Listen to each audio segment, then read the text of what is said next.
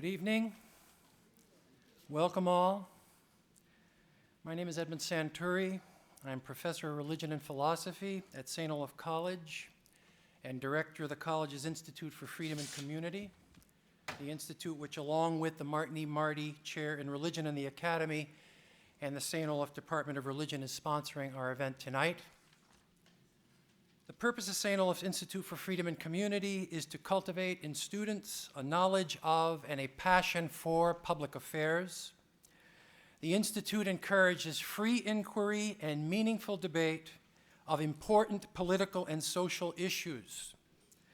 By exploring diverse ideas about politics, markets, and society, the Institute aims to challenge presuppositions, question easy or comfortable answers, and foster constructive dialogue among those with differing values and contending points of view.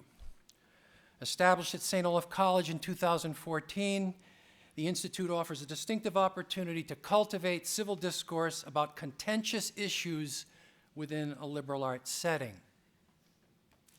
I want to thank all those who helped in organizing and executing the events of this symposium. As is always the case, we don't have time to thank everyone particularly here, but special thanks to Institute Assistant Sean Paulson, Associate Director of Marketing Carrie Vanderveen, Associate Director of College Events Greta Fury, Director of Broadcast and Media Services Jeff O'Donnell, and Chair of the St. Olaf Religion Department Jamie Schillinger.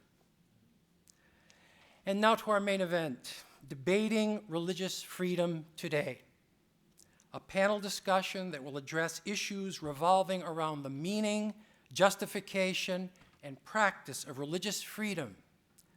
Issues such as, what precisely do we mean by religious freedom?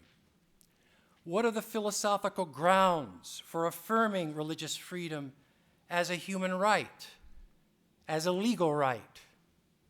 Indeed, should we any longer speak of a right to religious freedom? Or rather, should we translate that right in terms of other basic rights, such as the right to freedom of conscience, whether religious or otherwise, or the right to freedom of speech, or the right to freedom of assembly? When, if ever, may a right to religious freedom or freedom of conscience serve to ground exemptions from general laws prohibiting discrimination in the provision of services? For example, the baking of wedding cakes for a gay wedding.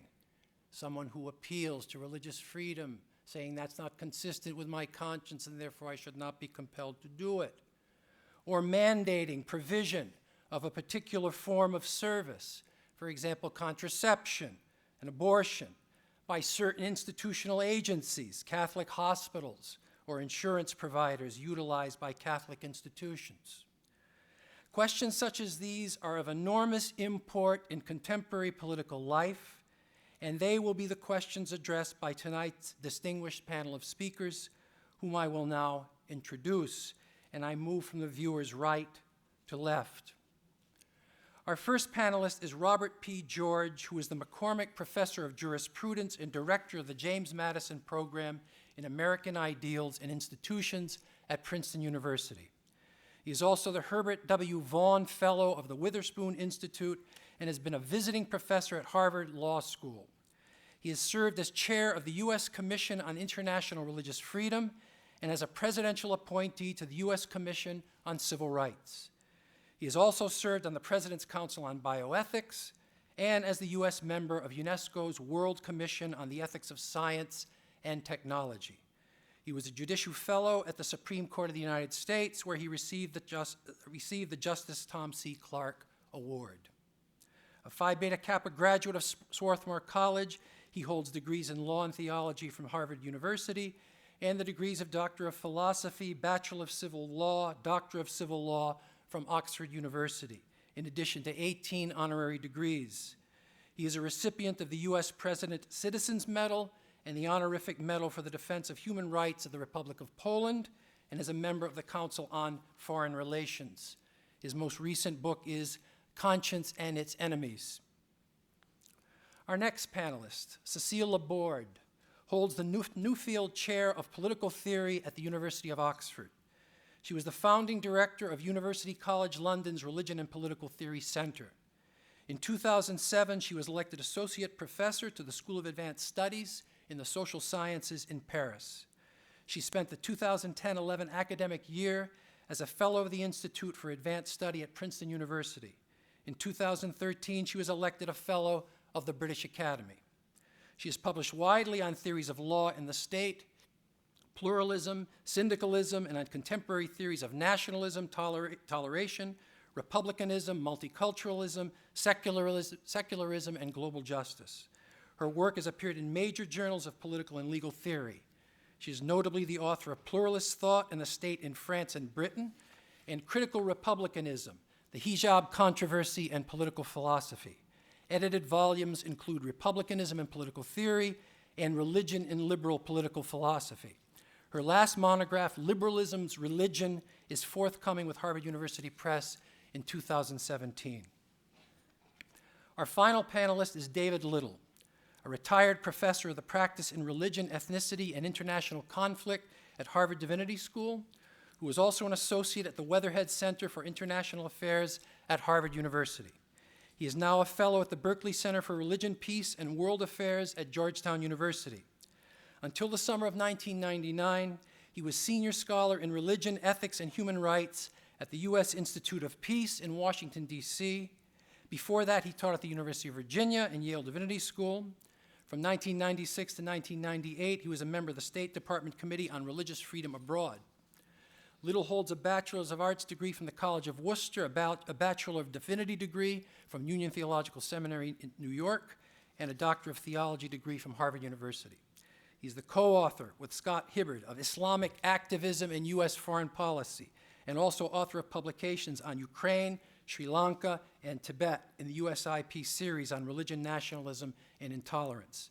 In 2007, he published 2 edited volumes, Peacemakers in Action, Profiles of Religion and Conflict Resolution, and Religion and Nationalism in Iraq, A Comparative Perspective.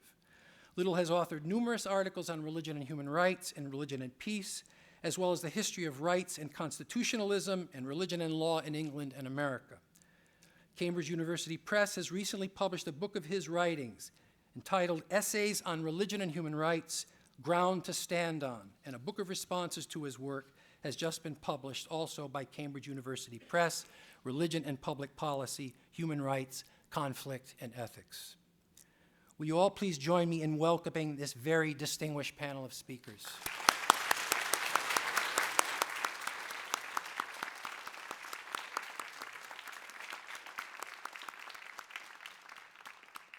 Each speaker will have about 20 minutes for remarks, and after all speakers have spoken, there will be time for questions from the audience. We will begin with Professor Robert George.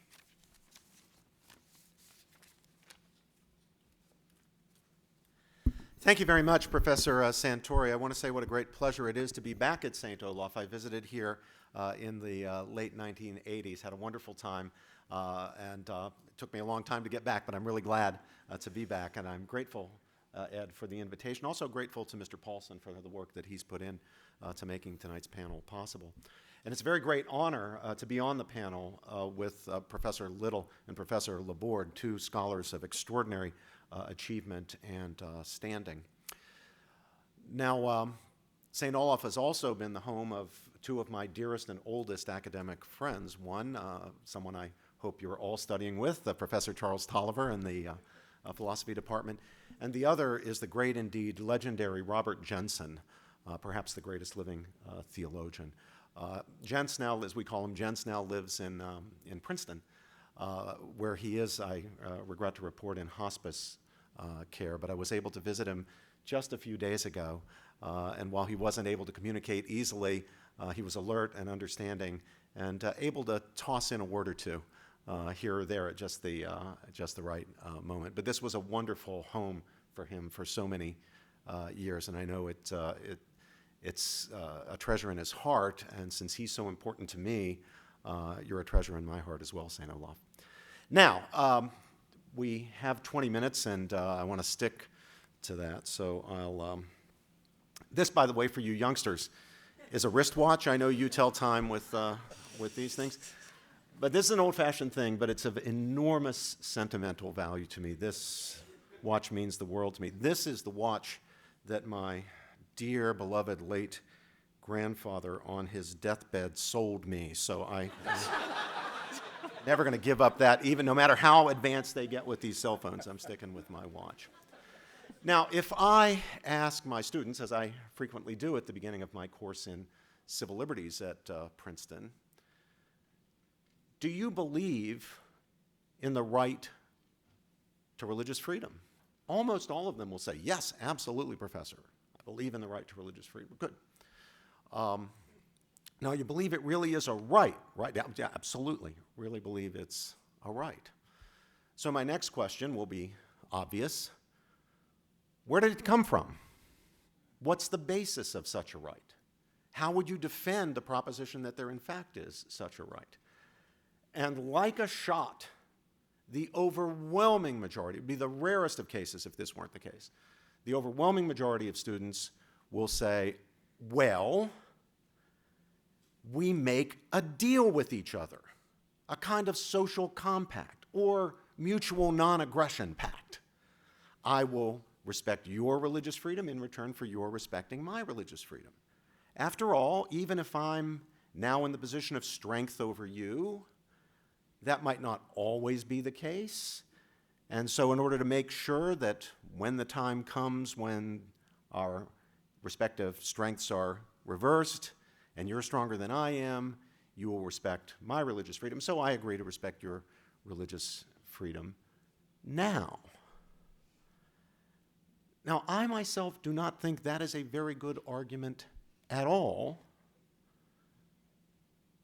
It's not that it's never it's not that it never has a place, but as an argument for a right to religious freedom, I don't think it works. And there are a variety of reasons for that. One is that why not be a gambler? Why not think, well, look, in the long run we're all dead, but for as far as I can tell, I'm going to be the strong, you're going to be the weak. Why should I respect your religious freedom if it's in my interest or my desire to oppress you? And is it really, after all, even if we do get the agreement, and I think part of the reason students run for this is so often people think, well, we can't have rights that aren't the fruit of some choice or commitment that we have made. But in any event, even if you get people to go for the deal, have you really derived a human right? Is that a human right? Can the fruit of that mutual non-aggression pact or social contract be a right? I don't think so. In my view, to be a right, to be a human right, the right, whether it's a liberty or some other right, has to be connected to, has to protect, has to advance, has to have something to do with an aspect of human well-being and fulfillment, with a good or set of goods protected or advanced by the right. Goods or sets of goods that we have reasons as human beings to favor, support, uphold, try to realize in our actions, participate in, and so forth. But if that's true, if I'm right about that, so just for the sake of argument, assume for a moment that I'm right about that, what good or set of goods could a right to religious freedom protect? Well, I've got a candidate.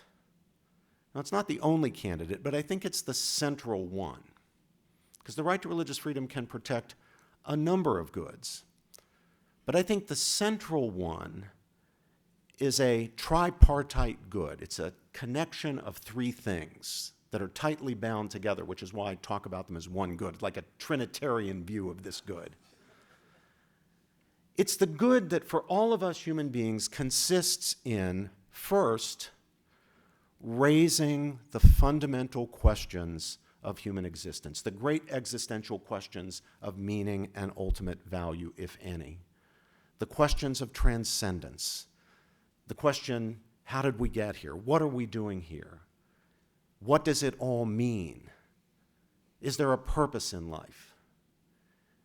Do we live in a world of exclusively material and efficient causality, or is there more than that? Is there a transcendent reality? Is there a spiritual realm? Is there a God? If there is, can we be in relationship with God? Can we be in harmony with God? Is there a law higher than the merely human law, under which the merely human law can be judged, under which the merely human law stands in judgment? A law perhaps that would impose on us the obligation to do unto others as we'd have others do unto ourselves, or not. Now, I think that's a question that every human being should ask.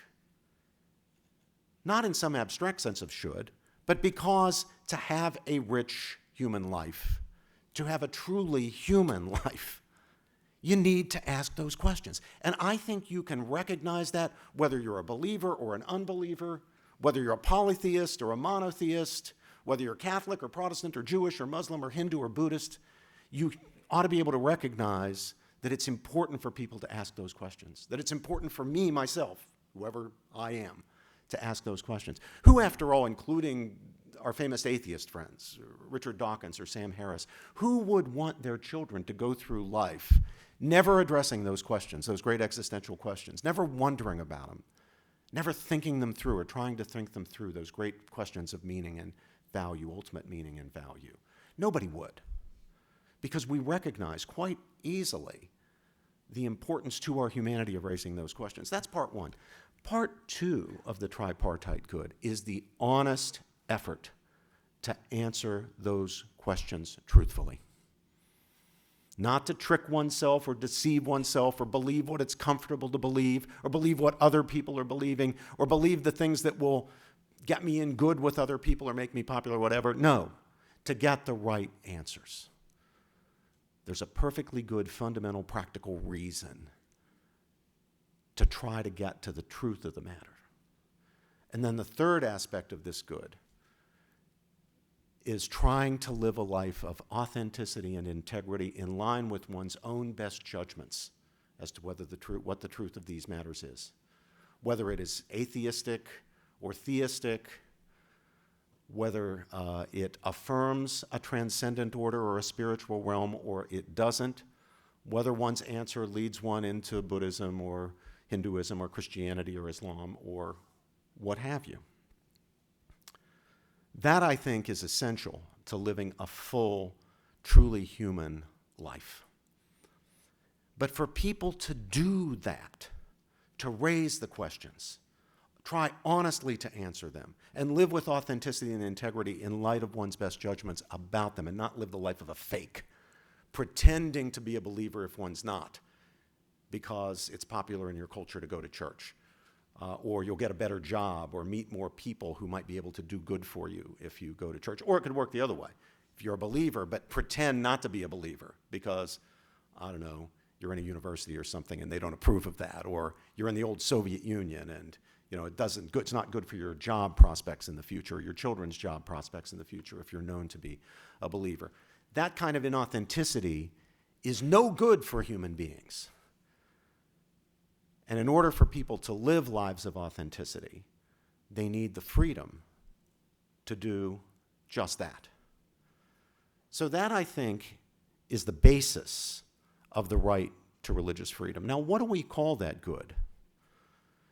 In the end, it doesn't matter how you label it, but one thing you could call that good is the good of religion. But notice that it's religion in a broad sense. The raising of the questions, the honest effort to answer the questions, the effort to live with authenticity and integrity in line with one's best judgments. What's overwhelmingly important is not the label, but the reality of asking the questions, those questions. Now, maybe other important questions. These aren't the only important questions to ask in life, but there are a certain category of questions that are terribly important to ask and to answer as best one can truthfully, and to live with authenticity and integrity in light of one's best answers. And I think once we understand that as the foundation, the basis of religious freedom, we recognize that while it is not an exceptionless principle, it is a principle. It's got to be given presumptive standing. That if we're to do something to impede someone's carrying out the activities you need to do of raising questions, trying honestly to answer them, living with authenticity and integrity in light of one's best answer. To justify that kind of imposition, a high standard has to be met, whether it's by other individuals or by public authority. What should the standard be? Well, I don't have time to do a detailed analysis of this, but I'll say that I think the standard that we have established in our law, initially in our constitutional law in the United States, now statutorily in the Religious Freedom Restoration Act, is a pretty good approximation of where we should be. And some of you will know, for others I'll just spin it out very briefly.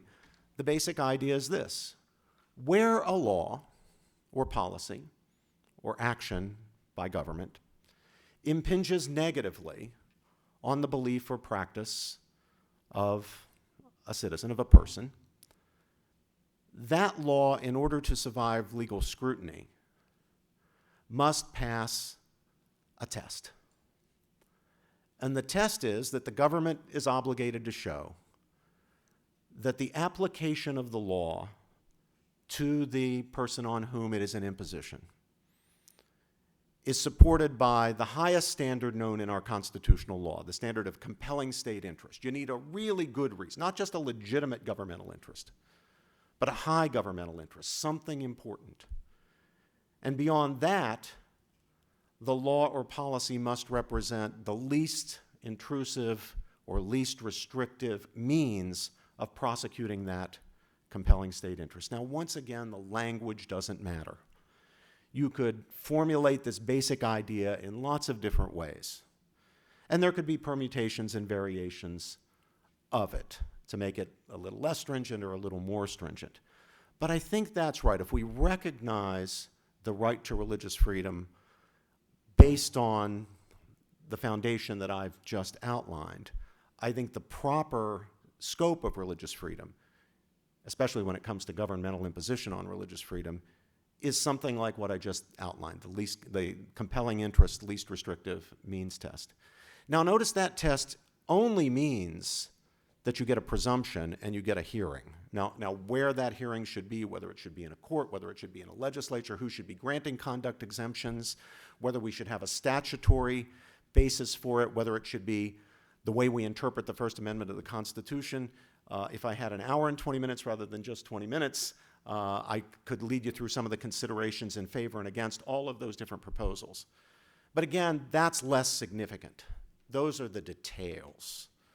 What's significant is the standard. But again, note that the standard doesn't guarantee anybody, including the religious claimant or the atheist, who has as much a right to religious freedom under this theory as anybody else. It doesn't entitle any claimant to a victory. It entitles the claimant to a hearing, and it imposes an obligation on the state to meet certain standards, lest this great human good, whatever we want to call it, this tripartite human good, be damaged and lost in the life of the believer. Now, what kinds of considerations go into compelling state interest? That's a very important question. What do we consider a compelling state interest? How do we assess that? Different people will read that differently. And so I think we have to have as rigorous and civil an argument as we can have on those issues, especially when they come to the most sensitive points, the ones that Professor Santori, raised, like in the area of allegations of discrimination, or in the area of the compulsion of services by service providers, in the area of abortion and so forth and so on, conscientious objection in war. All of these are sensitive areas where I think we have to have the debate. But in my 20 minutes, really all I want to persuade you of is that that is the debate to have. I don't think it's fruitful to have a debate over a social compact or a mutual non-aggression pact. I think it's much more fruitful to have the debate over what the limits are to religious liberty properly understood, where properly understood means understood as an actual human right, a right that protects actual human goods, actual aspects of our well-being and fulfillment as human beings. If you go the other route, the social compact, mutual non-aggression pact route, then the question of the limits all depends on the deal you can strike. And that, to me, is not a very secure basis for anything that would really qualify as a human right. Thank you.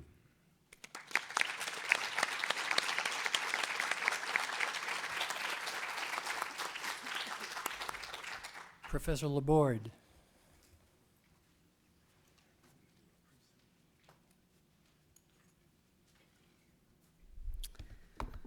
Thank you very much. I'm very pleased to be here, and I'd like to thank Professor Santuri for the invitation.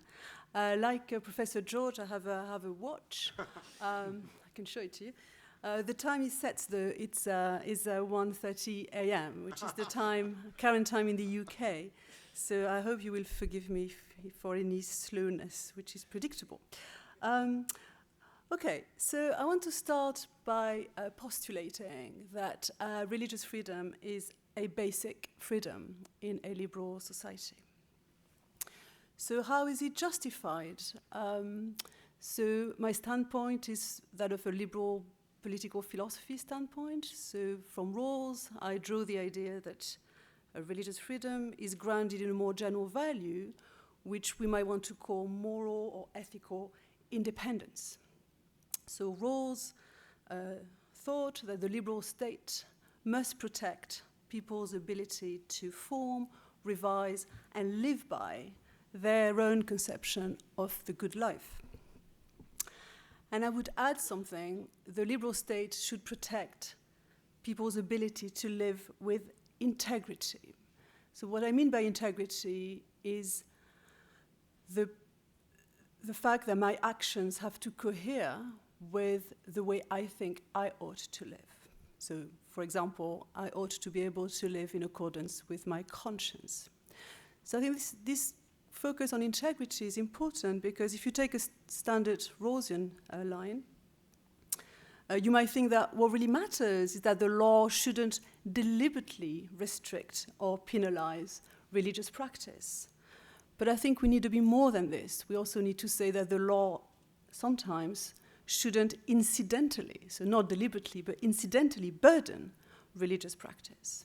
And this is, I think, is the rationale for exemptions from otherwise legitimate general laws on grounds of conscience. So one example would be cases where Catholic physicians ought not to be forced to perform, say, abortions if it goes against their conscience.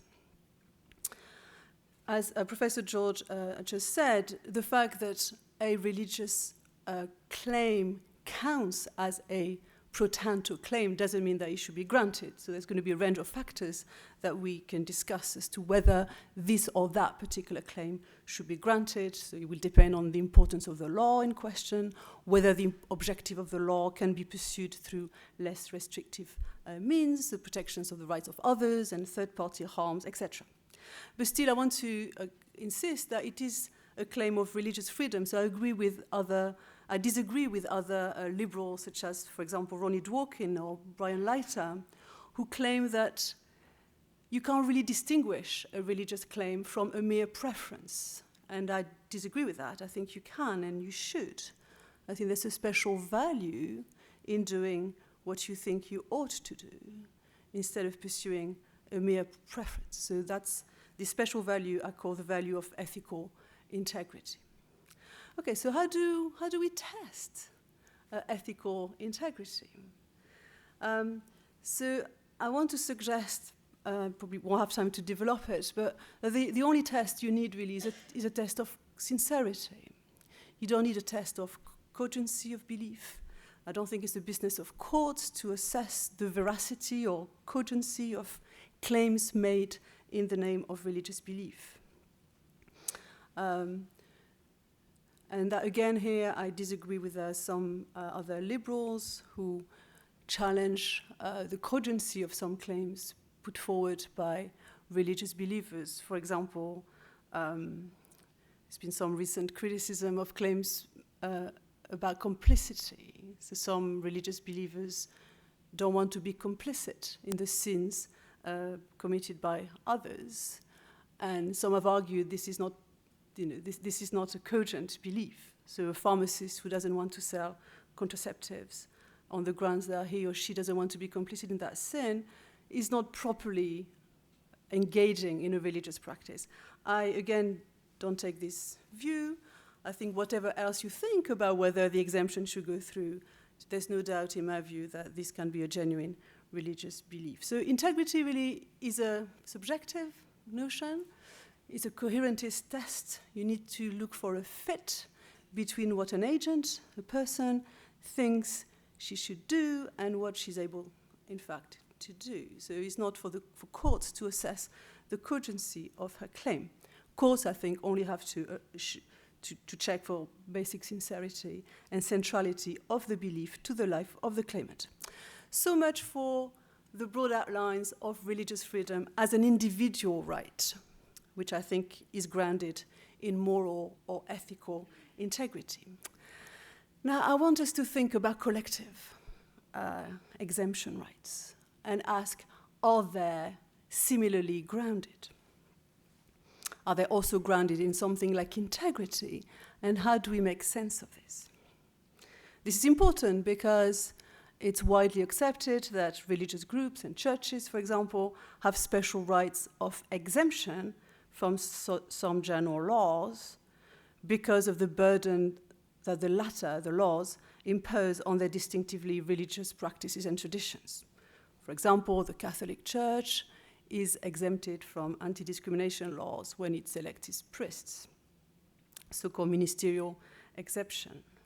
So the question I'm interested in is, does something like integrity, so in this case collective integrity, also applies to groups, such that religious associations can have special rights of exemption?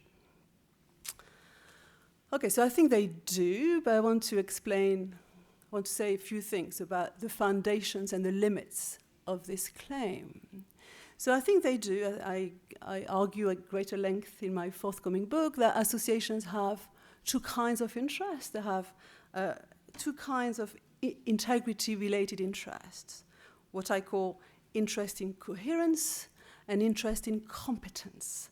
So interest in coherence are interests in being able to live according to their doctrine.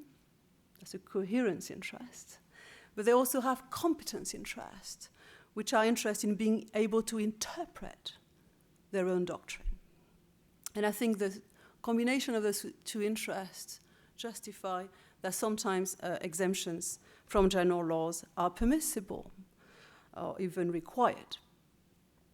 And one case here would be the male-only clergy in the Catholic Church. So let me say a bit more about coherence interests. So there are interests that associations have in sustaining their integrity, that is their ability to maintain a structure through which their members can pursue the purpose for which they have associated. And I take the view that this is derived from a freedom of association, a right of freedom of association. So individuals form associations to pursue the conception of the good they find valuable, and associations provide the structure within which this is possible. Now, religious associations, just like other associations, are entitled to enforce their standards on their members and to refuse association with non-adherence.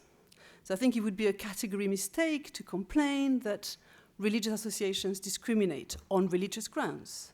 And that's obviously a mistake that is not reflected in current law, which provides religious organizations with an exemption from discrimination on religious grounds. So if you think of coherence interests, I think they ground religious associations' right to prohibit apostasy or blasphemy for their members, also to excommunicate heretics and dissidents, and to refuse entry to non-believers. So I think a religious association that would be unable to insist on adherence to its own religious tenets as a condition of membership would be unable to be a religious association. Okay, now can a group rightfully invoke coherence interest to discriminate on otherwise impermissible grounds? So not religion, but grounds such as race, gender, or sexuality. So here I want to say that they can only when the professed doctrine of the group itself demands such differentiated treatment. So the thought here is that to be able to discriminate, a religious group must show the religious nature or basis of the practice. And this is a line that's been followed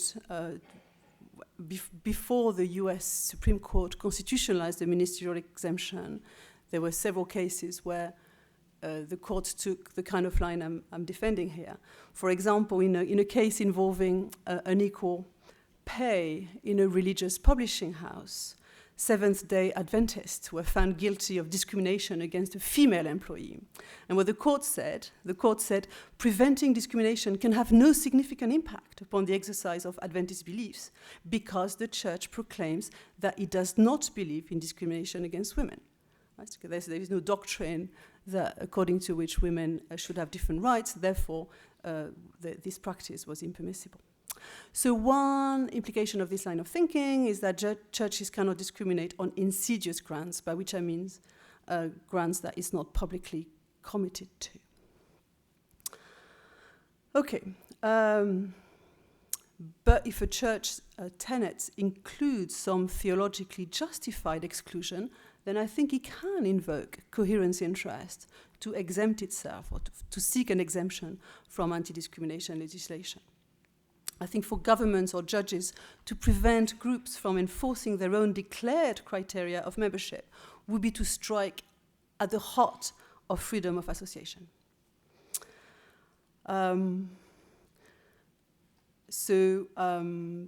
One case, I give you a UK case, quite a controversial case in the UK. The Jews free school, I think, shouldn't be forced to admit students that the school doesn't consider ethnically Jewish. So the school can set its own criteria of admission to the school. So by analogy, the government cannot force the Roman Catholic Church to ordain a female clergy so long as the church has a doctrine that demands male-only clergy. So when discrimination is grounded in this way in an open and public doctrine, however objectionable the doctrine is, I think courts should treat it as a case of permissible religious discrimination, or discrimination on religious grounds. So I think freedom of association wouldn't be robust enough if we did not include this minimum associational integrity. The last question I want to raise, though, is how far does associational integrity extend? So in particular, should we apply to groups a permissive test of integrity such that anything that group's leaders claim is central to the integrity of their association should give rise to special rights of exemption? For example, should for-profit, faith-infused associations exempt themselves from anti-discrimination labor laws? Or consider the now famous case of Burwell versus Hobby Lobby in 2014. So in that famous case, the court held that a closely held business association run by a religious family, the Green family, could be exempted from the contraception mandate imposed under authority of the 2010 Affordable Care Act.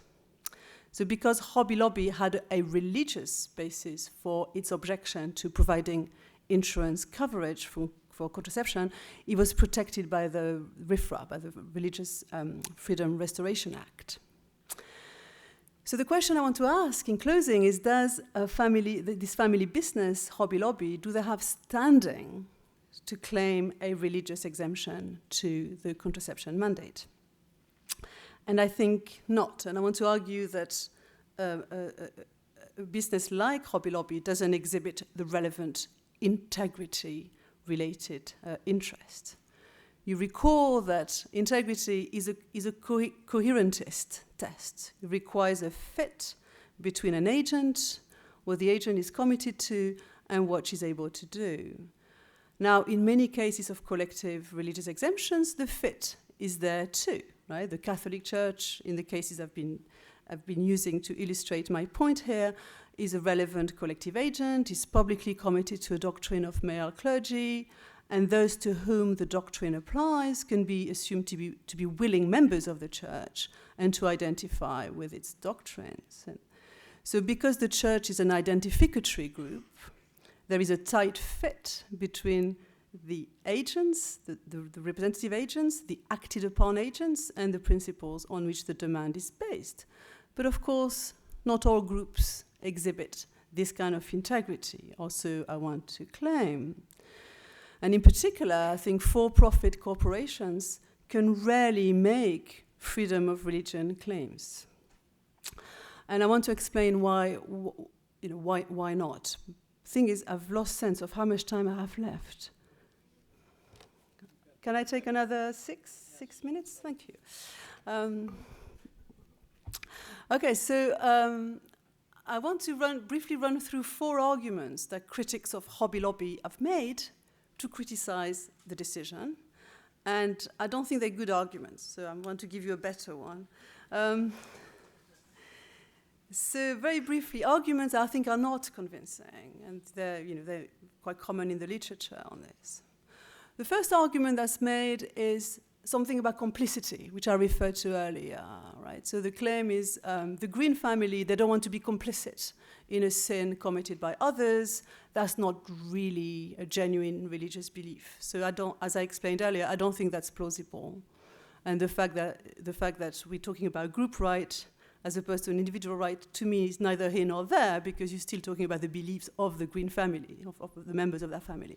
So I think that won't fly. Second argument, people claim because an exemption from the contraception mandate harms the women whose access to contraception is denied, it shouldn't be allowed on that ground.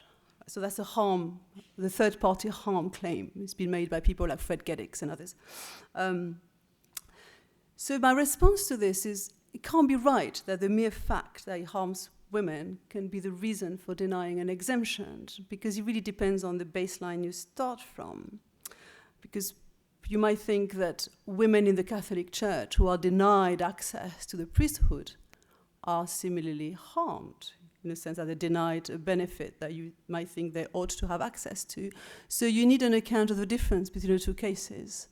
And the Geddicks kind of argument doesn't give us an explanation of the difference between the two cases. So for that reason, I don't think it works. Third argument, it's a legal argument about incorporation.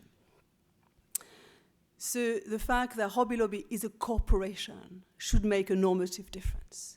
Why? Because formal incorporation implies that the corporation is a separate legal person, not simply an alter ego of the founders or the owners. And there's a corporate veil which protects shareholders from personal liability, but in turn, because of incorporation, they shouldn't be allowed to infuse the corporation with their personal beliefs and values. So this is the argument. I'm not convinced by that either, because I think as a general fact about corporations, it's just not true. The corporate form is not incompatible with the advancement of religion as the main purpose of a corporate entity. So many churches, synagogues, and mosques are corporate entities, and so legal incorporation in itself doesn't rule out collective freedom of religion claims. Fourth and last argument that I think doesn't quite work is a functional argument about the market, about market relations. Right? So here you want to distinguish between a church, which is an expressive association, and a for-profit business corporation, which is a commercial organization. And here the thought is, once you start operating in the market economy, your primary purpose is to maximize profit, and therefore then, if that's the case, you should be subjected to the state's compelling interest of fair access to material resources and opportunities. So the thought is that as soon as a group does business, so to say, is not religious anymore, right? So commerce and religion don't mix, so to say. Again, I'm not convinced by that. It strikes me as a radically reductive argument, both about the marketplace and about religion. People engage in the market economy for a variety of purposes, including the pursuit of values, ethical investment, corporate social responsibility, trading in religious goods. Think of kosher or halal butchers or Bible sellers, and also the provision of faith-based services, such as healthcare. So many religious associations do not simply seek to engage in standardly religious activities, such as praying, preaching, teaching, or otherwise engaging in the rituals of the faith. They also want to foster a religiously integrated life for their members and to bear witness to the faith in civil society, etc. So I think it would be quite arbitrary to claim that a kosher supermarket or a Bible seller cannot make a religious freedom claim just because it is engaged in a commercial activity. So that's the reason why the fourth argument doesn't work either. So none of the existing explanations, I think, are satisfactory. So I want to look at a different interpretive criterion, and I find that in my theory of integrity. And that involves a normative argument about the mode of association itself. So what I call an identificatory association implies a coherence or an alignment between the purpose, the structure, the membership, and the public of the association. So only groups or associations that exhibit a tight coherence in this way have a claim for exemptions from general laws, regardless of whether they are incorporated or whether they are commercial in nature. This is because the natural persons that are involved in the workings of the collective entity, be they leaders, members, employees, or customers, are in the right relationship with the association, in the right identificatory relationship with the association. If that's the case, then I think the association is entitled to claim coherence as a key interest. Now, of course, in practice, most for-profit corporations do not exhibit the right kind of coherence, but some do as long as they meet the test. So paradigmatically, a church, a non-profit, solidaristic identificatory association has integrity-related interest, but it's less clear that a profit-based commercial organization such as Hobby Lobby can rightfully enforce the religious precepts of its owners on its non-adherent employees. So that's the key point. I'm going to close because I think I'm probably running out of time now. So the thought is that Hobby Lobby, despite the religious ethos of its owners and shareholders, is not an identificatory association because its 13,000 employees cannot be assumed to share the personal moral commitments of the shareholders and owners. Okay, so I just conclude by saying that only associations with integrity-related interests of the kind I've described have a pro tanto claim to exemptions. And you notice that it's not the presumptively religious nature of the association, but rather the mode of association that it actually exhibits that is relevant to its standing on this theory.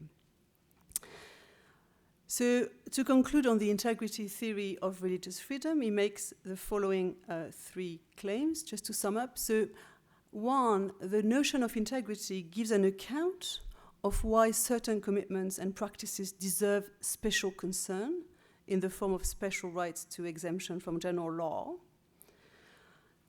Second, integrity has different implications in individual and collective cases. So in individual cases, we can use a mostly subjective test. Whatever individuals think is central to their personal integrity is central to their personal integrity, provided the practices are central and important to that individual's life and she's sincere, then her being able to engage in those practices signals the coherentist fit that is at the core of the notion of integrity. But three, matters are slightly different in the case of groups. So agents who speak for a group can only engage the group's integrity if agents for whom the exemption is claimed are in the right kind of relationship, identificatory with the group.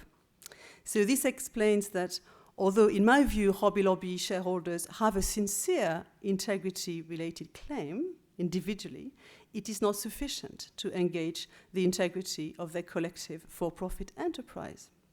Because Hobby Lobby employees do not mostly identify with the religious views of the shareholders, the enterprise has no integrity-related claim to be exempt from the contraception mandate. And I'll stop here. Thank you very much.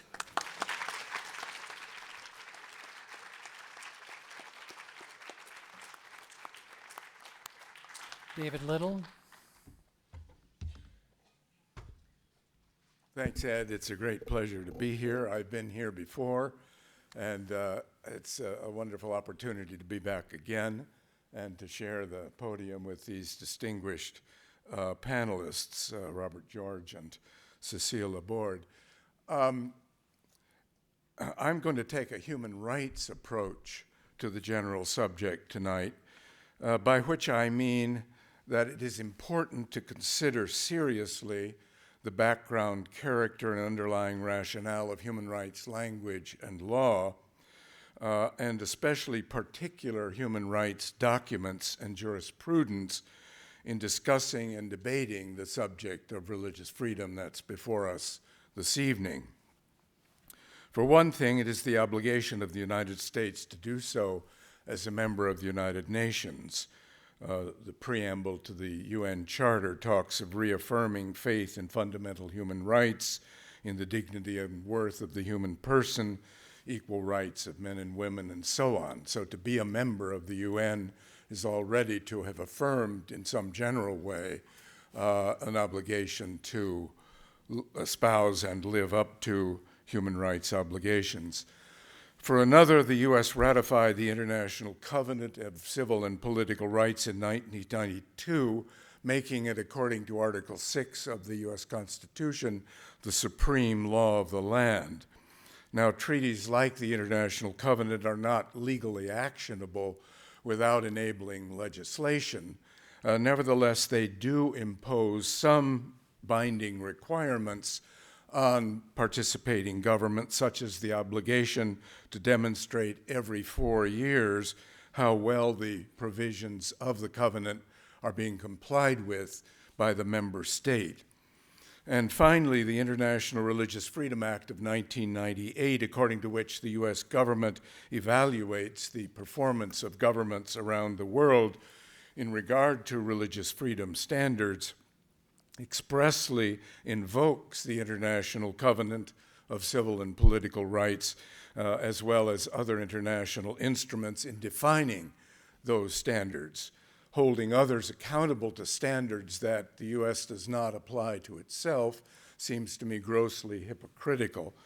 There are therefore good reasons why the principles and teachings of international human rights help, as one author says, to confirm, refine, and prioritize prevailing First Amendment principles and cases in U.S. law. The implication is that when we take up, as I shall do presently, as Cécile has already done, the Hobby Lobby case, which concerns, as she has already made clear, exemptions for some commercial companies from insurance obligations imposed upon such companies under the Affordable Care Act, that when we take up cases like that, we do well to consider them in the light of the international human rights standards that I've alluded to. I should have mentioned that my strategy is hardly beyond challenge. There is these days a large and growing literature sharply skeptical of a human rights approach and the human right to religious freedom in particular. Well-placed critics from Harvard University to the University of Chicago regularly speak of the twilight of human rights law or of the vacuous and illusory character of human rights language. They speak also of the impossibility of religious freedom and of the extent to which advocates of religious freedom, including the US government and what are described as fellow traveling experts and scholars, distort and manipulate the concepts and standards of religious freedom in favor of a distinctly Western and most particularly American view, Christian Protestant view of religious freedom. That way of doing things, they say, primarily serves to advance Western, and particularly American cultural and material biases and interests. Now, I disagree with what much of the critics are saying, but I am sensitive to those criticisms in developing my argument. So I turn briefly to freedom of conscience, religion, or belief as a fundamental human right. Johannes Morsink has made clear in his definitive book, The Universal Declaration of Human Rights, Origins, Drafting, and Intent, that human rights can be understood only against the background of fascist belief and practice. Human rights were explicitly designed as a set of legally enforceable rights and protections capable of preventing or reducing the exercise of arbitrary force associated with Hitler and his fascist colleagues. Arbitrary force, at a minimum, means the power to inflict death, impairment, severe pain or suffering, or material destruction for self-serving purposes or manifestly mistaken reasons. By Hitler's own testimony in Mein Kampf and elsewhere, all that matters is the leader's power to get his way. The objective is not to convince people by claims of truth and validity, but simply to get the submission of the follower by using whatever actions and utterances are deemed necessary to that end. His theory of propaganda, incidentally, in Mein Kampf is explicitly cynical in regard to appeals to truth and validity. Those are utterly beside the point.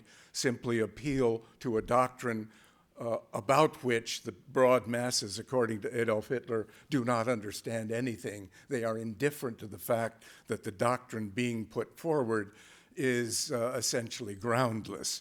In fact, he uses a term very close to that. Hitler's ideology, if he had one, was absolute personal rule to use force as he saw fit. Judith Shklar, in her famous essay, The Liberalism of Fear, has called the inclination knowingly to perpetrate arbitrary, unexpected, unnecessary, and unlicensed acts of force in any regime as a summum malum, a supreme evil, which, she says, all of us know and would avoid if only we could. I suggest that it is that moral understanding that underlies human rights language and law, leaving no doubt as to what the drafters of the Universal Declaration had in mind when they stated in the preamble, disregard and contempt for human rights have resulted in barbarous acts which have outraged the conscience of humankind. We should recall that Hitler rose to power on the strength of Article 48, the emergency article of the Weimar Constitution, effectively replacing it with the Führer principle or the leader principle.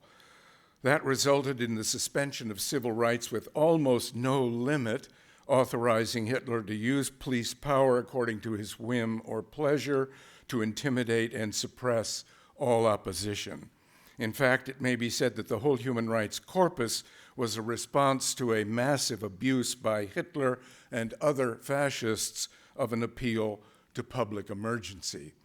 Think here of Article 4 of the International Covenant of Civil and Political Rights, which imposes a set of non-derogable rights.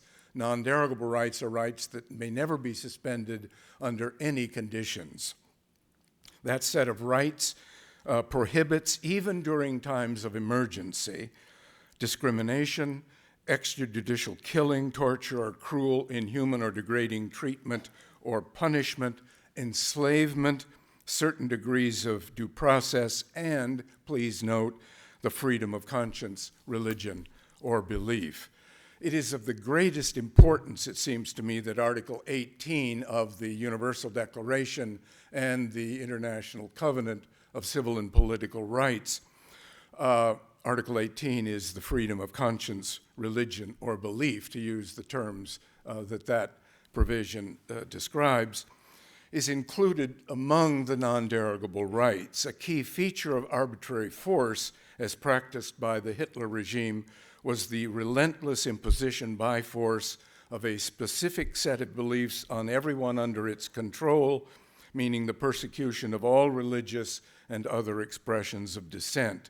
Such actions were arbitrary because coercion is not a justification for believing in the truth or rightness of anything.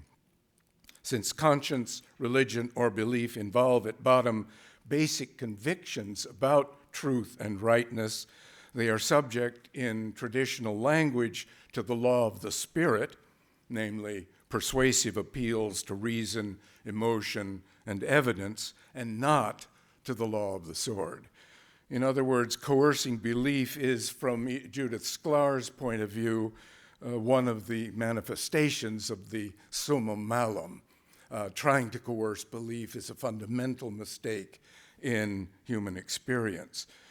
The purpose of Article 18 is to protect anyone and everyone standing alone or in community against being told by government or others what they should hold dear. According to the Human Rights Committee, mandated to interpret and to administer the International Covenant of Civil and Political Rights, the terms of belief and religion are to be broadly construed. Article 18, it says, protects theistic, non-theistic, and atheistic beliefs, as well as the right not to profess any religion or belief. Moreover, it is not limited to traditional religions or beliefs with institutional characteristics.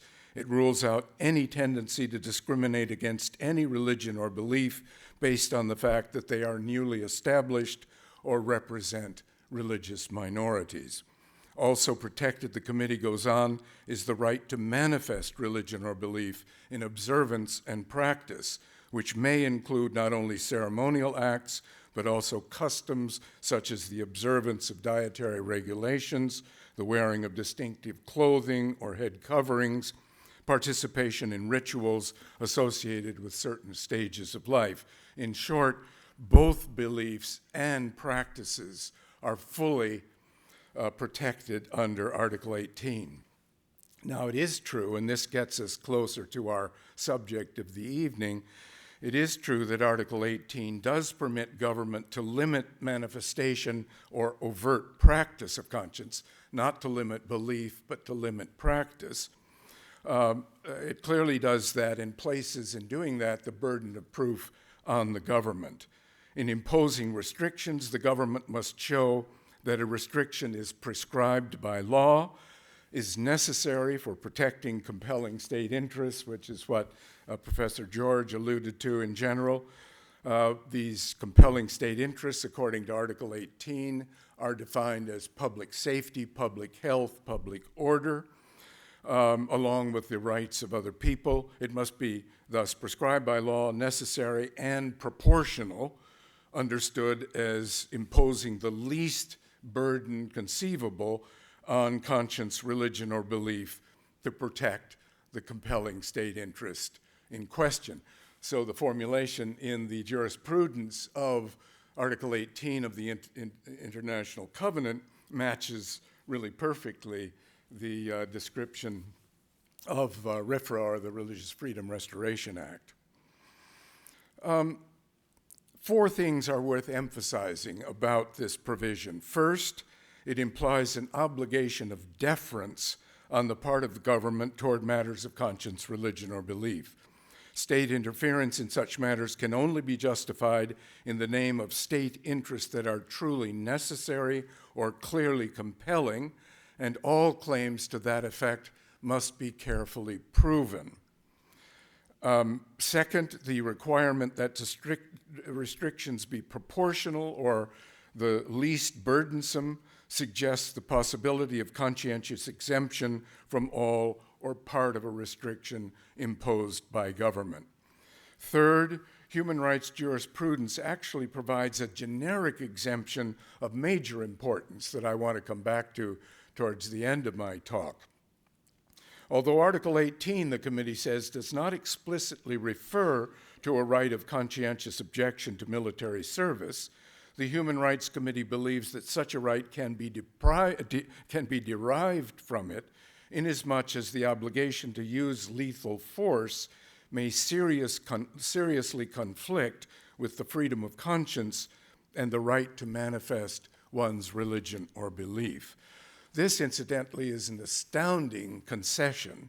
As a matter of principle, it surrenders to conscience, religion, or belief the right to override perhaps the most fundamental attribute of government, namely the final authority to regulate lethal force. Fourth, the intention of Article 18 is not to privatize religion, as critics frequently allege.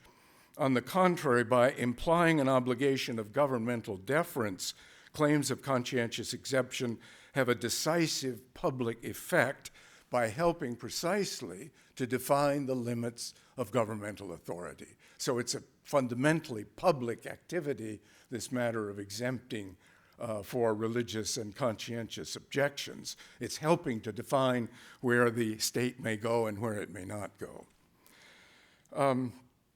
I myself am convinced that arbitrary force, including coerced belief, as practiced by the mid-20th century fascists, has to a greater or lesser degree been practiced by all authoritarians, is indeed a summum malum in any regime, as Sklar says.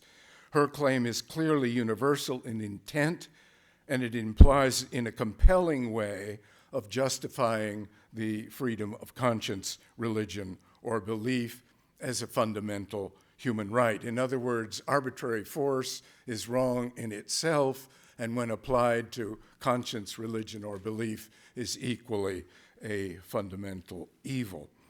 That right guarantees freedom from coerced belief for everyone, everywhere, along, of course, with human rights protections against other forms of arbitrary treatment. As a moral matter, I do not see for myself how it is possible to doubt such a conclusion. Now I turn briefly to American law and pick up on the Burwell and take a somewhat different view of the matter from Cécile. Conflicting opinions in American debates over religious freedom, intense and heated as they are, appear, generally speaking, to fall into two camps. On the left, if we may put it this way, there is deep suspicion of the desire to single out religious belief for special exemption, since that supposedly extends unfair advantages to religious people over non-religious people, and is likely to favor religious special interests over the public good.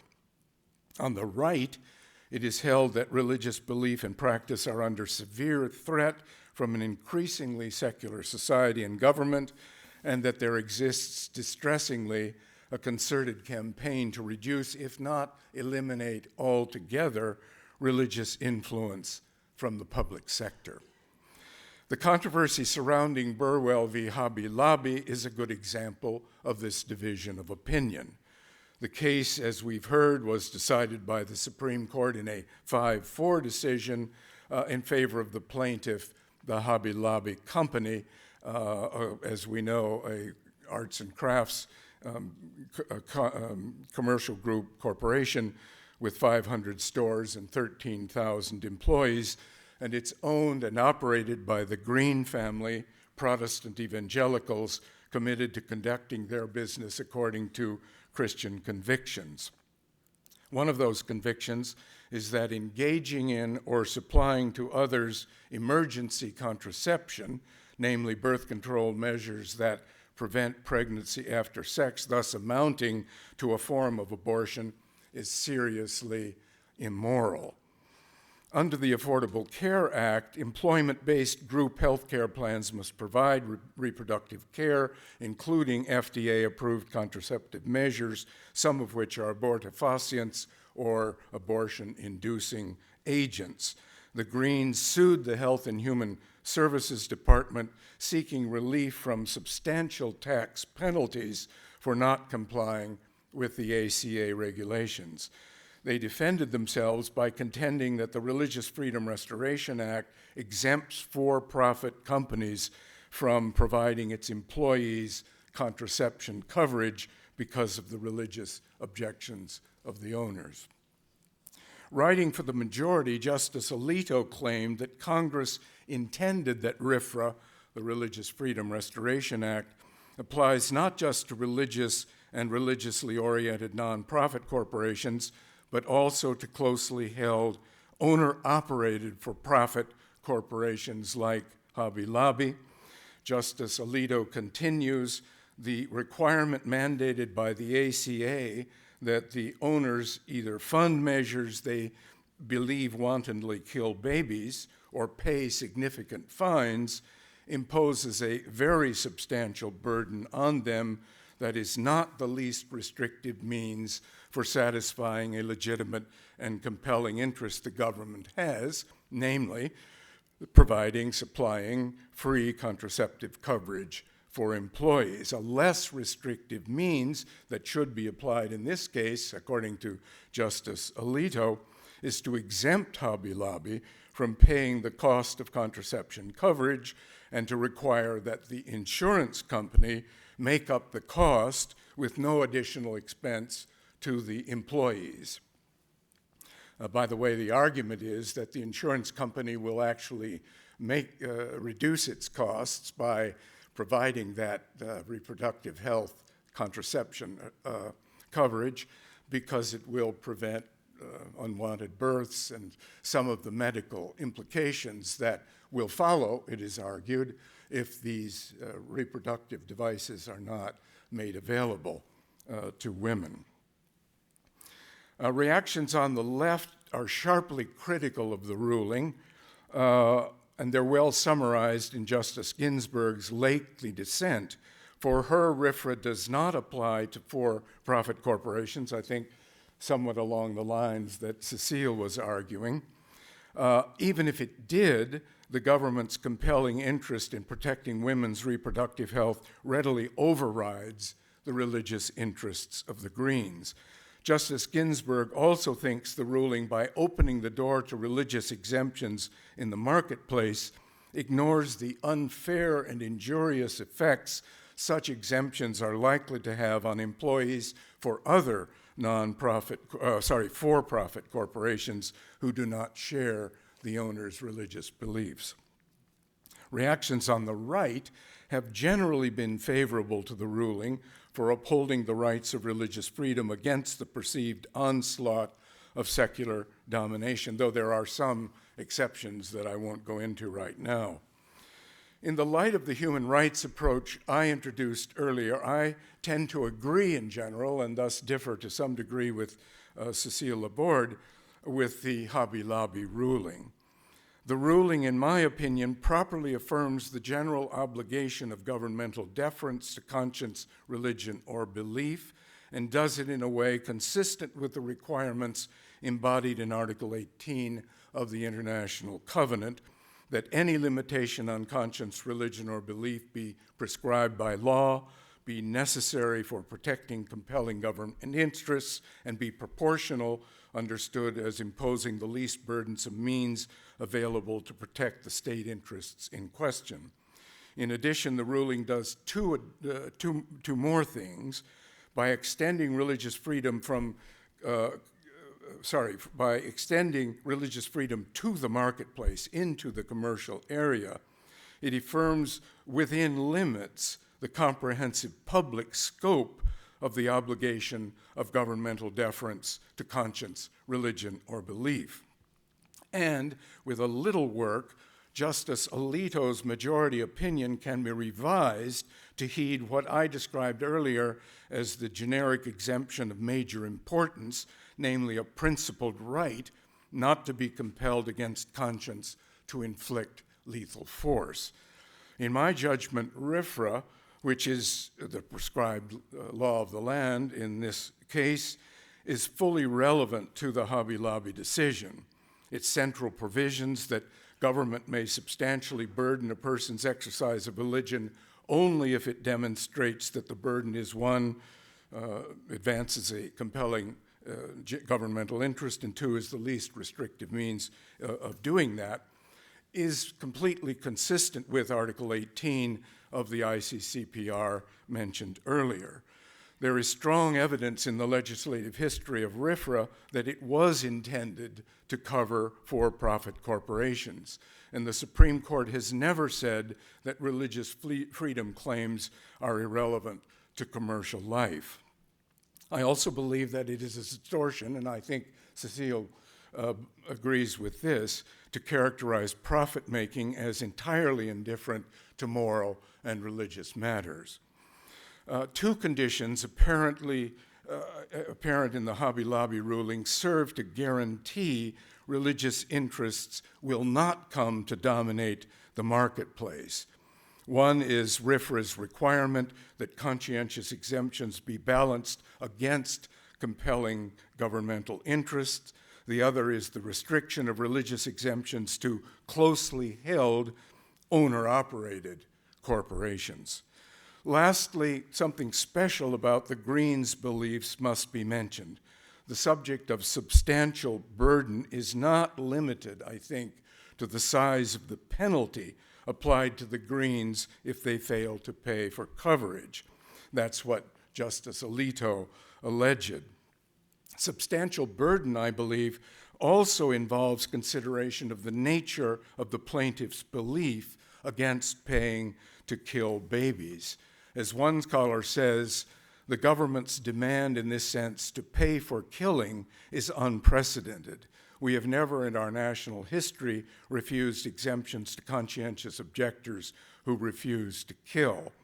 This observation connects to the point I made earlier about the principled exemption in Article 18, exempting those who refuse to kill. There is, in short, a special weight, it seems to me, to the religious objections in this case. Well, in conclusion, I've argued that a human rights approach to the subject of religious freedom provides a persuasive framework for grounding and illuminating the meaning of religious freedom. I tried to make that case by suggesting briefly the application of the framework to the Burwell v. Hobby Lobby case. Thanks very much.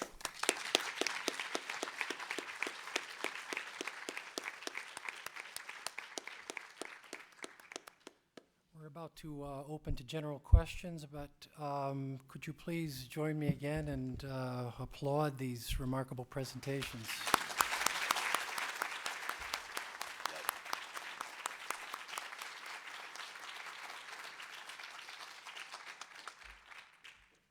So questions from the audience, and please direct to a panel and speak your question into a microphone. Microphone, please. Okay.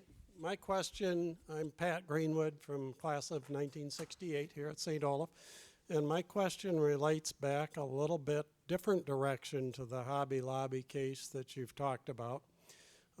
Put yourself in a position I was in a few years ago as the director of an emergency room. You are responsible for protocols that deal with problems that can occur there. Rape is one that we had to deal with. There were rape kits. We had responsibilities for diagnosis and treatment. One of the pieces of standard of care was the morning after pill. Some of our physicians and nurses in a small rural hospital objected to prescribing that. Some of the pharmacies in the community did not give access. That was in the days when this was prescription only. What were the responsibilities as an organization, kind of serving as surrogate governmental organization, to those patients who were in that position? What was the responsibility of the physicians and nurses to counsel or refer?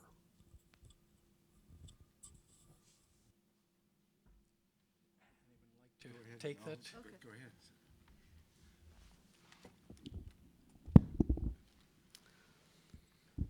Thank you. I mean, this is clearly a grave and serious question. Just to say briefly one thing about this. My personal view, and we have to see if my co-panelists share it, is that as a matter of public policy, if you like, I think individual conscientious objection, whether it is to procedures such as abortion or the delivery of certain kinds of care, I think should be allowed as long as the service is provided by other providers. And I think there is a public responsibility to make sure that adequate access to such care is available across the country. So that's obviously not an answer to your question, because your question was, as the director of that service, you had yourself to make very difficult decisions, and I'm not in a position to comment about this. The general comment I would say is that I think it's a public responsibility, and I think it's a failure of government if by allowing such an extensive range of conscientious objections, the service that should be a public service is actually not provided, particularly to women. Do you want to say something? Go ahead. Sure. The first point I think I would make is that we can't assume in advance of argument where you have competing moral claims about whether the administration of an abortifacient is morally legitimate or not, that it is morally legitimate.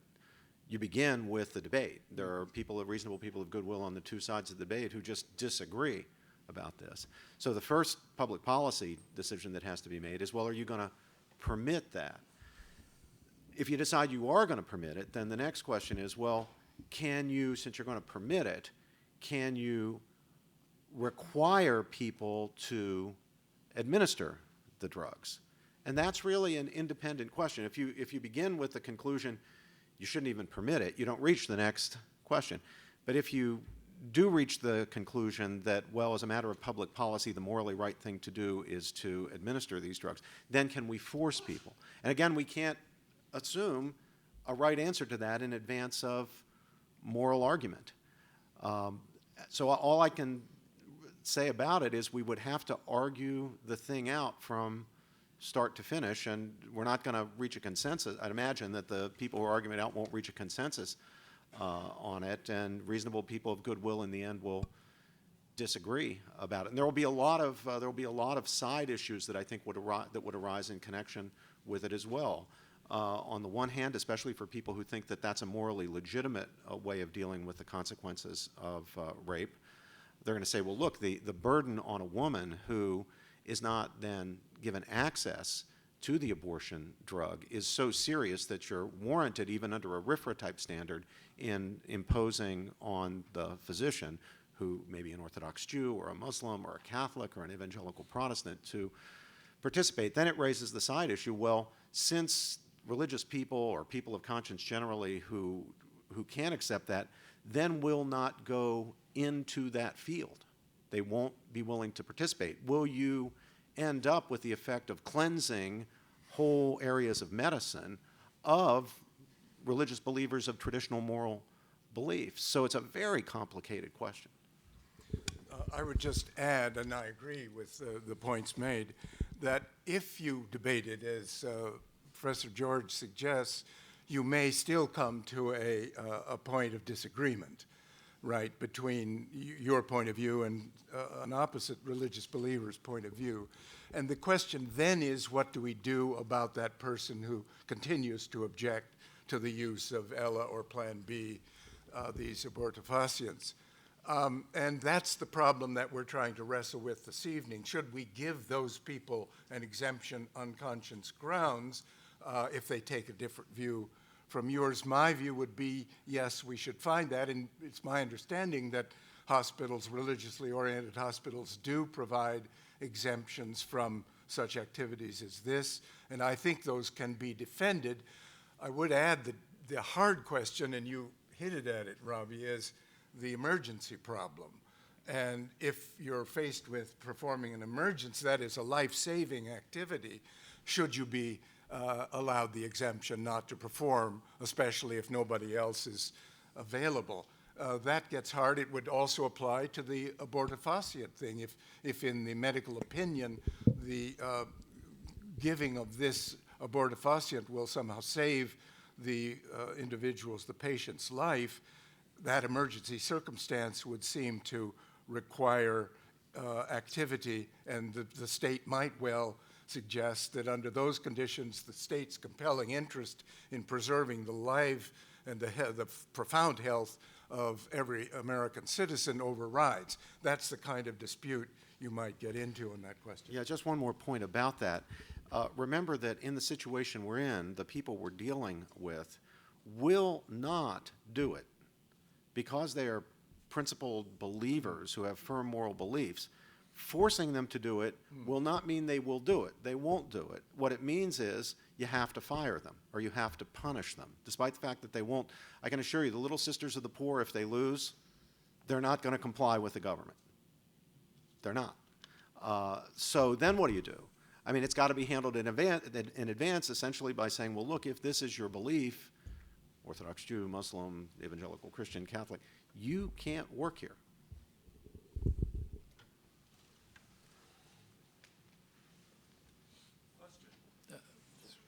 Up front here. I want to thank all the panelists for very interesting talks. It sounded like everybody was in agreement that RFRA was a positive legislative move. And in fact, that was the case. I mean, it was highly popular at the time. I mean, it was passed overwhelmingly. But it seems like, if I'm not reading the newspaper wrong, RFRA has become significantly less popular. So I wonder if people on the panel could speak to the solidity of that law and the cultural changes that have sort of changed the consensus view on it. Start.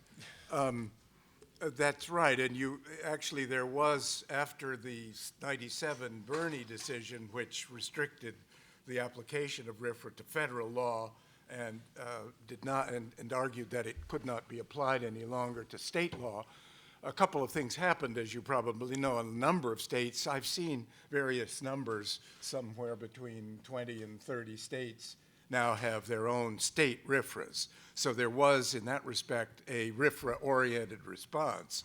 But other states have not, California for one, and so forth. And that continues to be a debate among the states. There was, secondly, a debate after Burney in 97, in the late 90s, about a new version of RFRA, which was called the Religious Liberty Protection Act.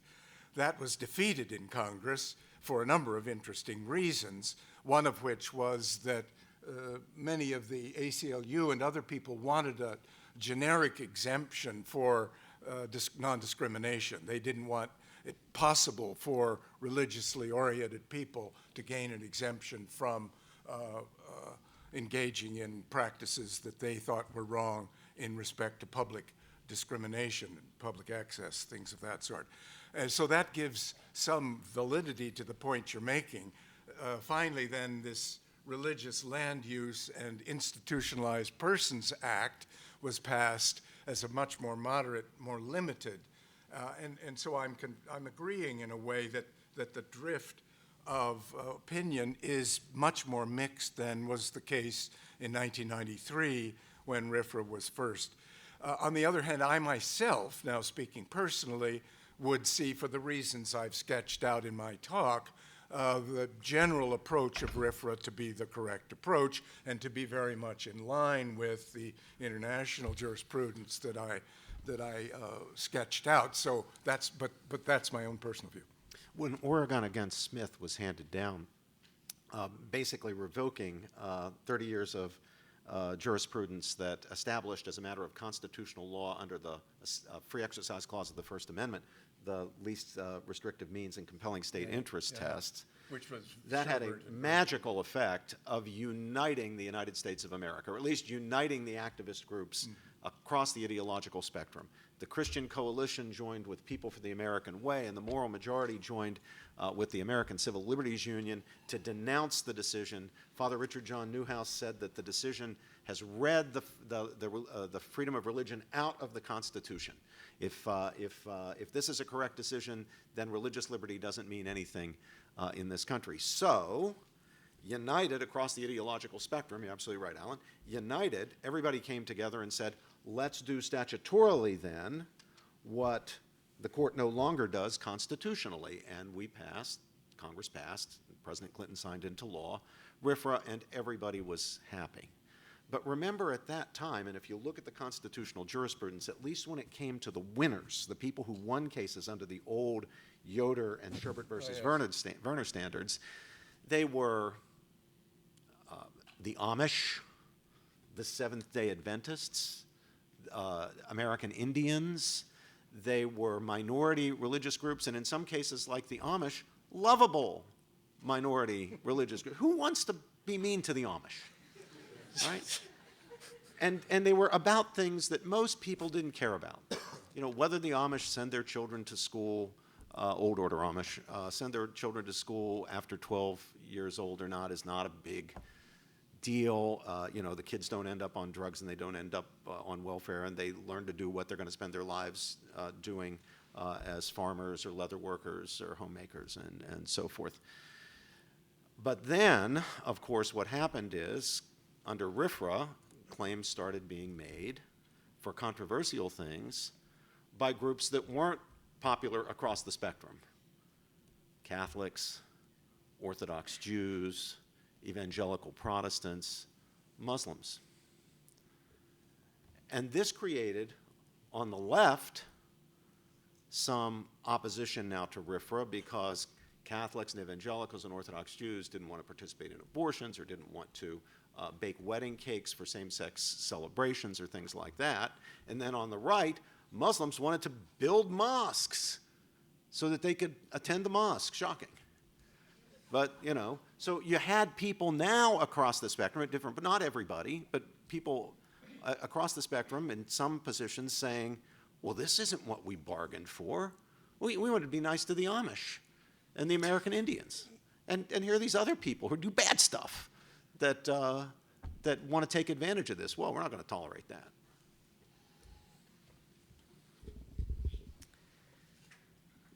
Yeah, just to add, I think there's another factor, though, and just to add to what Robbie just said.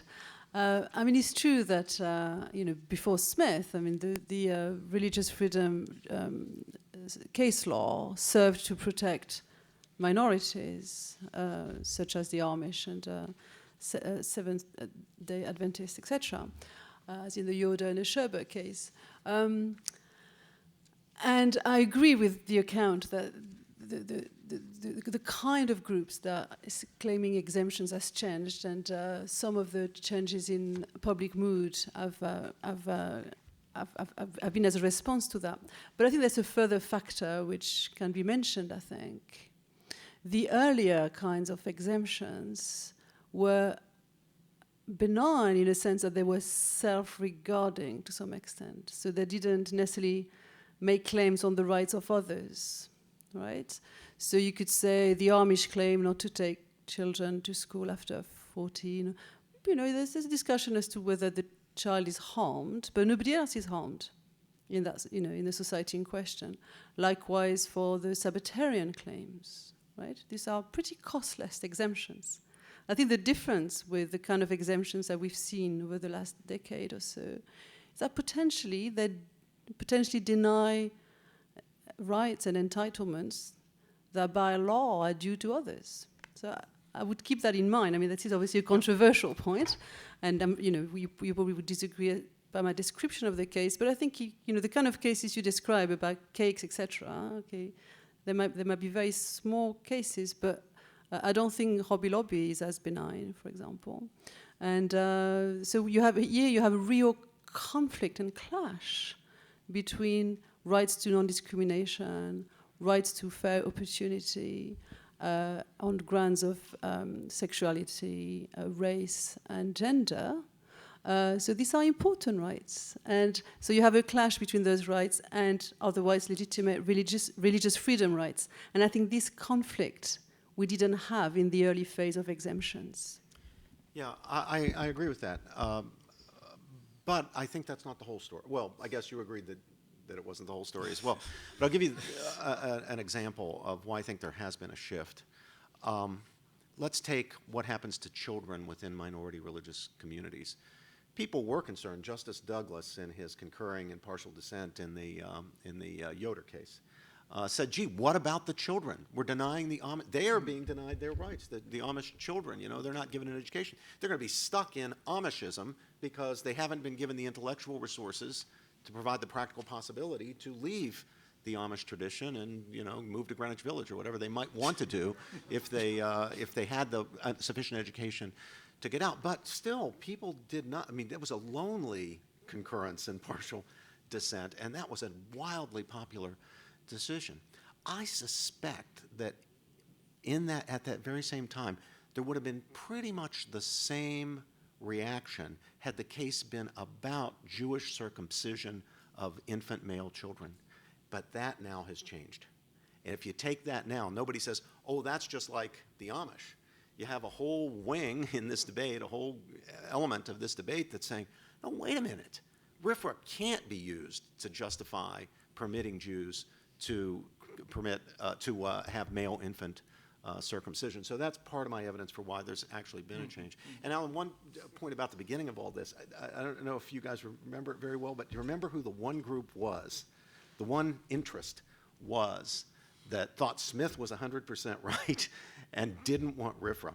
It was the Organization of State Attorneys General. Because what they foresaw was, from their point of view, the nightmare of prisoners claiming religious exemptions for everything that went on in the prison. And I think the only votes in Congress that were cast against RFRA were under lobbying from the state attorneys general. Did that lie behind REUPA? Yeah, oh yeah, they were a big person? force. Right. Yeah, big force. Because that does want to preserve, does it not, some exemptions for prisoners? And it is true that that if you look at the cases, a lot of I'm on the board of the Beckett Fund, which actually handled Hobby Lobby and Little Sisters of the Poor. A lot of the cases we've been handling have been religious prisoners. Most recently, the case of Muslim prisoners wearing a beard. Yeah. Question here? Wait for the mic, please.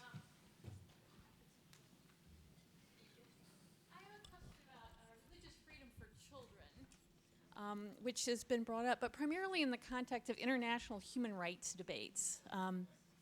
The Chinese Constitution guarantees freedom of religion and freedom from religion. And the Chinese Marxists, the People's Republic of China, yes. guarantees freedom of religion and freedom from religion. And Chinese Marxist thinkers cite the freedom from religion as an argument for limiting children's participation in religious activities, religious education, public religious ritual. That's become a big thing lately because Buddhist orphanages are not allowed to teach Buddhism to the children in Buddhist orphanages. And I'm wondering what any of you think. I guess, David Little, you've thought more internationally about this, but about this idea of religious freedom of children, whether it's the Amish children or just all Chinese children who are not allowed much in terms of access to religious classes or religious participation.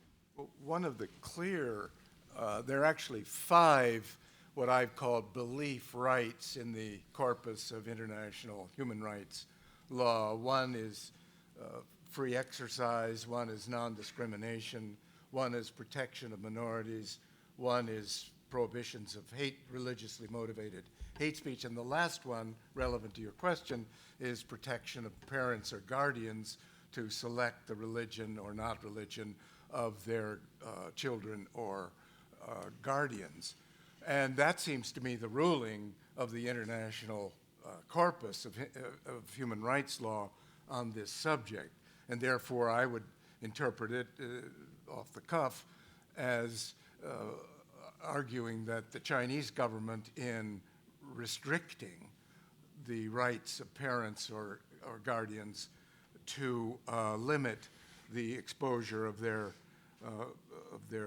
care, the persons under their care, would be a violation of that understanding. So it would be a very open law claiming that individuals have freedom within the normal limitations of compelling state interest and all of that. But so long as those restrictions are observed, I would think open freedom for parents, guardians to select the religion of their children would be considered a human right. There's an issue that I think is rarely talked about, but it's very important, that divides philosophers who think about this when it comes to children. When a child is born to a family, is that child essentially a tabula rasa that will have beliefs someday, but who should be brought up in order to choose in the end what to believe? So is there kind of an abstract, is that what that child is, an abstract potential chooser who's got to be in parental care or somebody's care for 14 or 16 or 18 years? So somebody's got to take care of him. And perhaps that somebody, perhaps the parents, have the right to impart some religious teachings. But at the end of the day, what the kid is fundamentally, what the human being is a chooser. And so they've got to make a choice. Michael Sandel has a concept that I think is relevant to this. He called the unencumbered self. It's not something he defends. He actually criticizes Rawls, rightly or wrongly. He thinks Rawls presupposes a view of the self as a fundamentally unencumbered self, the tabula rasa, the potential chooser. In this debate over circumcision, which I found myself, minding my own business and suddenly in, a debate I didn't know existed until I found myself in it. When a Jewish family, a devout Jewish family, has a baby born into the family, they don't see that baby as a tabula rasa, a future chooser. They look at that baby and they say, that's a Jewish baby. That's a baby who's already born into the community, born with an encumbered self, with connections and relations and webs of meaning attached. So the circumcision, which goes all the way back to the original covenant with Abraham, is not some alien practice from their point of view, much less an assault against that male infant child. It's what happens to a Jewish baby and what a Jewish baby is entitled to and what a Jewish family is supposed to do. And I've noticed in the debate about circumcision, the two sides just cannot see an argument on the other side of this because they've got two fundamental worldviews, two different views of what human persons are and their relationships to communities and the families in which they're born and so forth. Are we unencumbered selves, essentially? Tabula rasa's future choosers, or are we encumbered by things like religious identities? Just to pursue this on kind of liberal political philosophy, thinking on education and the rights of children.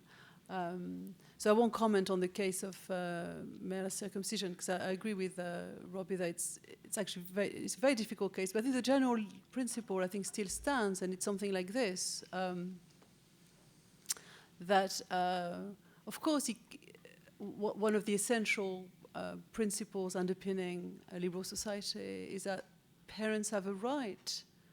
It comes under basic parents' rights that they should be able to transmit and inculcate a way of life, including a religious way of life, to their children. So from that perspective, I think it doesn't make any sense to suggest, as the Chinese government does, that there is such a thing as a right to freedom from religion. That's very hard to make sense of. However, I think what there is also a write-off on the part of children is what Joel Feinberg famously called the right to an open future. That's quite different from a right to choose from scratch, I think. It's not a kind of tabula rasa choice, but it's the fact that every education has to preserve the ability of the child that they will turn against what they've been taught, or they will do something else, or etc. So this idea of an open future, I think it's a responsibility of the community to maintain it.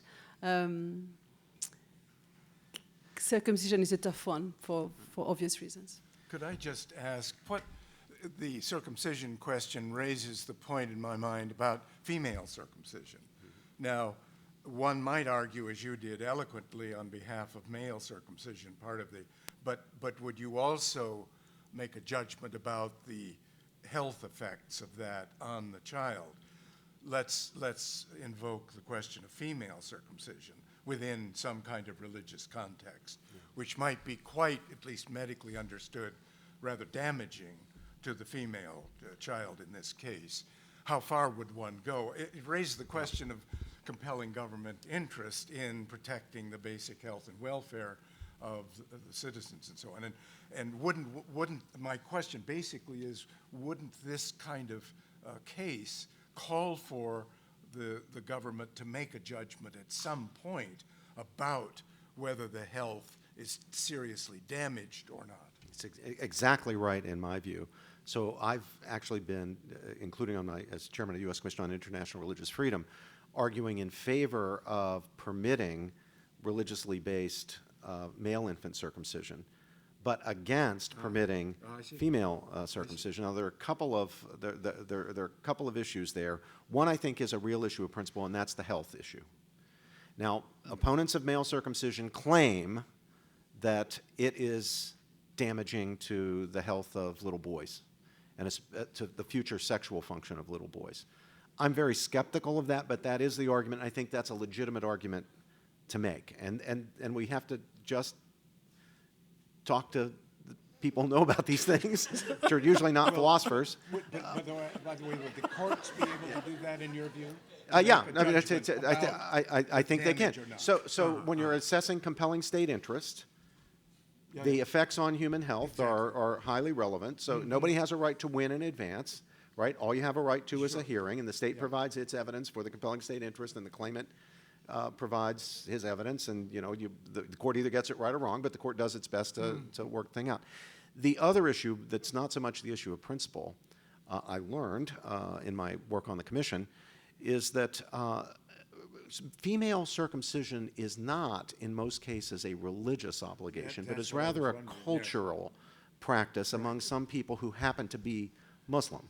But it is not the equivalent of male infant circumcision among Jews. Yeah. Between the two, except the court then would have to get into the question of weighing whether this is a legitimate. But that's exactly what RFRA requires the courts to do. And the courts can't avoid doing that. That's exactly right. Yeah. One point, because Cécile raised a really good one that's relevant for me. Notice that if you accept my account of the nature and basis of religious freedom, I've got to buy Joel Feinberg's Open Future View. I have no way out of that. So I've got to lean maybe a little further in the direction of Douglas's dissent than it makes me comfortable doing. Mm-hmm. But given how I derive the right, I've got to embrace Feinberg. That's interesting. One last question I think we have time for.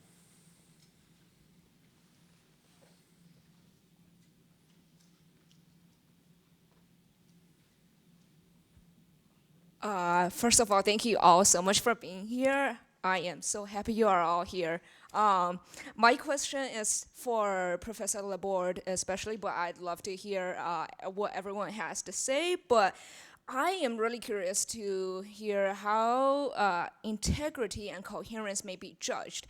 Is this judged on the basis of the complexity of the argument within a theological framework, or is this judged based on, long-standing religious traditions, or is this judged based on how appealing the argument is made rhetorically? What is the concrete basis for integrity? Maybe I should read your book, but I'd like to hear your answer as well. No, thank you. That's a very important question. So mostly my conception of integrity tries not to single out religion as special while including within it most religious claims. So that's the kind of work it's trying to do. So your question is, how do we test integrity? And it can't be by reference to the cogency of a theological framework as such. So that wouldn't be my simple answer to the question. So I'd have tests that judges use in other areas of the law. So simple sincerity tests, tests about the centrality and importance of the practice for the individual, and a test of non-triviality, that the person can show not only that it's central to their life, but also that it's non-trivial within the scheme of life that they endorse. So that's a general, it's quite abstract, but within that framework, I'm also happy to introduce what I call a kind of a presumption that well-known religious practices, the test will be much thinner. So for a practice that is well known as being commonly recognized as a religious practice, the claimant doesn't have to do much work to say that clearly is central to my integrity, because within the community to which I belong, we all know this is what we do. And so in a sense, it wouldn't be too different from existing practice.